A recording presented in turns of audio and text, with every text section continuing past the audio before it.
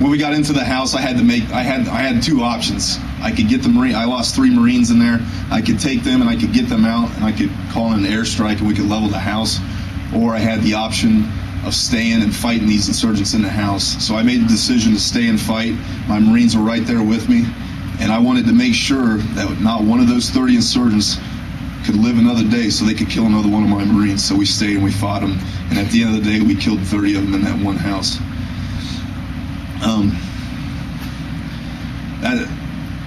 After that firefight, I had about 3 more months left in the city of Fallujah. And I got to be honest, when I was getting ready to leave to come back to the States, the city was in shambles. I mean, we tore that place apart, which we needed to do. We needed to rid that place of evil. But I was scratching my head wondering, are these people ever going to be able to get back on their feet?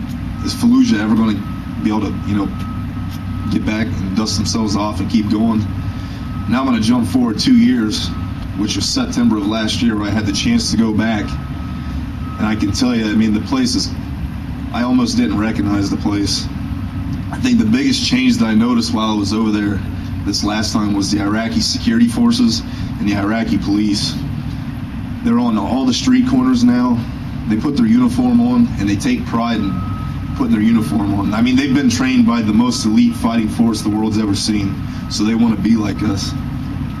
They take, I mean, back in 2004, I mean, it was, if the insurgents were paying this much money, they were a bad guy. If we were paying them $2 more the next day, they fought for us. Now they take pride in their neighborhoods, they take pride in their children, and they're out there doing their jobs. And I think that's the biggest thing that I saw. But just a couple of other little things that I noticed. 2 weeks before I got there, they ran a 5K race in downtown Ramadi. Yeah, that's the same reaction I had. That's unheard of. People don't hear stories about that. An old battalion commander and a battalion sergeant major that I know were invited to an Iraqi family's wedding in Ramadi. They went there, they dropped their gear, and they had fun, and they partied with the family. No incidents. It went on without a hitch. People don't hear about that. In the actual city of Fallujah, they've put solar-powered street lights up and down the streets now. The electric stays on. The kids are going to school. And I think between the Iraqi security forces and the police, the other big thing is the people of that city finally woke up and they said, you know what, we're tired of being bullied and slapped around. They put their foot down, and now when the Iraqi security forces are coming through, they're not in fear of saying, you know what, that man right there, he's been putting IEDs down there for the last 2 years, do something about it. They couldn't do that before because they'd end up getting their head cut off. Now they have that confidence, and they can do it now. And it's just a safer place. I was there for a week and I didn't hear one gunshot. So, I just want to thanks for giving me the opportunity to come out here and pass on some of the good things that are happening over there. Because like I said, you're not going to see it on TV tonight.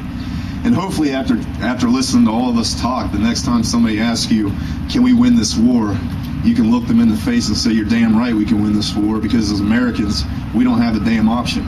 Failure is not an option in this war. So thank you very much. God bless all of you, and Semper Fidelis.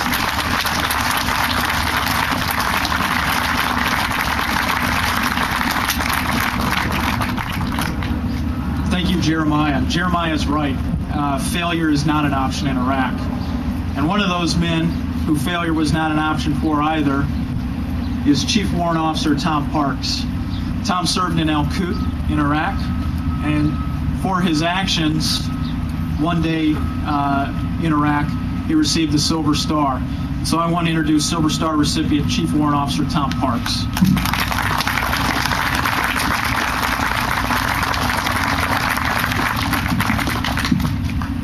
Good afternoon, and thank you for having us. To the state representatives, I salute you. Thank you for your service.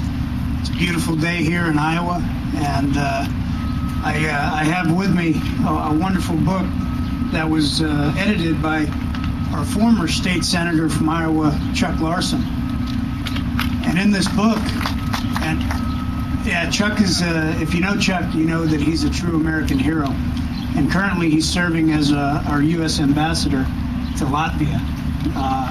Chuck put these stories together of 29 warriors, and Again, the book is called Heroes Among Us.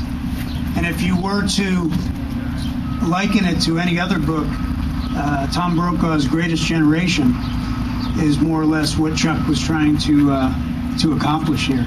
It's a great read, and if you get a chance, grab the book. I retired 2.5 years ago from the United States Marine Corps. I'm very proud of that, and I'm also a very proud Harley owner. Yeah, there's a couple of us out here. And what a beautiful bike tribute to our veterans. I joined this tour, and I'm the director of operations for a company based out of Kansas City. I took 2 weeks out of my time, and who knows what they're doing back there without me. But I took 2 weeks to be able to tell the stories. Similarly to what Jeremiah was just talking about, you're going to hear from a guy named David Bellavia, who's a true warrior and a true hero. My focus here is, and where the healing begins for me, is by telling my story. My story is one day in Iraq in a town called Al-Qut, April 3rd. They could have picked several days out of a fishbowl from the 5 combat tours that I did while I was a member of the United States Marine Corps. That's just one day. But to our World War II veterans, our Korean War veterans, and our Vietnam veterans, thank you. Me being able to heal from my physical, emotional, and mental wounds from several combat tours is a way for you all to heal also, especially those heroes that served in Vietnam. You're the ones that brought me up as a young Marine and taught me the ways of the world. I'm not a hero. I'm someone that's trying to pass on some knowledge of what we're doing here. And as Joel said, let them win. Let our brothers and sisters that are over there in the sand fighting on a daily basis, let them win and support them. So support for our troops is job one. Secondly, support for our fallen heroes, as well as the healing process for our former veterans, our veterans that came back without a parade and got spit on. My hat goes off to you. I experienced and saw firsthand extreme poverty, powerlessness, and voicelessness of these human beings over in Iraq. Not all Iraqis are the enemy. And I had the opportunity to be able to liberate some of them and give them an opportunity at freedom. I appreciate you being here today and supporting this cause. I'm here supporting this cause also. I have a few stories, but they're a dime a dozen. Us banding together, and some of you veterans should really go to our website, vetsforfreedom.org, and become a member of Veterans for Freedom. I appreciate you being here. It's a beautiful day, and thank you for welcoming us, Iowa.